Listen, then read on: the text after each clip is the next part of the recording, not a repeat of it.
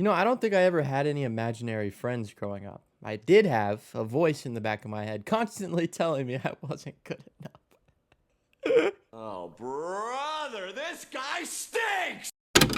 How's it going, everybody? Today we are talking about If, which was one of my most anticipated movies of the year. This is from director John Krasinski, which recently he's been on a hot streak. Now, mind you, this is only his third directorial effort, but when your first films are A Quiet Place and A Quiet Place Part 2, that's a pretty solid first 1-2 punch, so at that point, it warrants excitement for anything you do next. It promised to be something imaginative and fun for the whole family, and we've needed a genuine contender in that genre. It seems like outside of the beloved Pixar brand, those movies have been sort of hard to come by. And while it wouldn't seem like a natural career move for Krasinski to transition from apocalyptic horror blockbuster to whimsical family film, it's also very obvious that he puts very high importance on telling stories that are love letters to his family. The first two movies being more directly towards his family and his wife Emily Blunt, and this one being one that's directed specifically towards his kids, and this time around being one that his kids can actually watch. On top of that, bring along an all-star voice cast and Ryan Reynolds, and there's plenty here to get butts in seats. In terms of star power, the movie definitely has no shortage of it, but without a doubt, the biggest standout here is Cailey Fleming. She's a young, up-and-coming actress that up to this point hasn't been in much of note, but after this movie, I can see her future being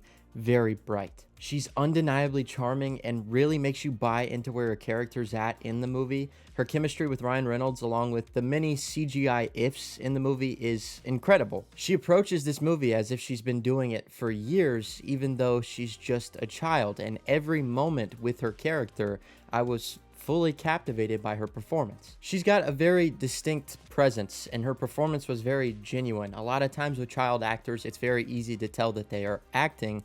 I never felt that with her in this movie. It really felt like she was a real fleshed out character that had a background and layers to her that made her likable, made her feel like you could really get on board with where her character was at in the movie. Now, this movie is definitely marketed towards kids, and there is plenty that kids will love. I mentioned the CGI characters. They're silly, they're fluffy, they're very fun. Kids aren't going to recognize or appreciate the voice actors that are attached to these characters like you or I would, but it isn't necessary for them to feel a connection with them. Also, having the main lead be a child herself will make it easier for younger audiences to put themselves in her shoes. It's vibrant and whimsical, big musical moments, plenty of imaginative imagery to go around that I guarantee kids will love. But surprisingly, this movie operates on a very emotional level, one that I really didn't expect it to dive as deep into as it does.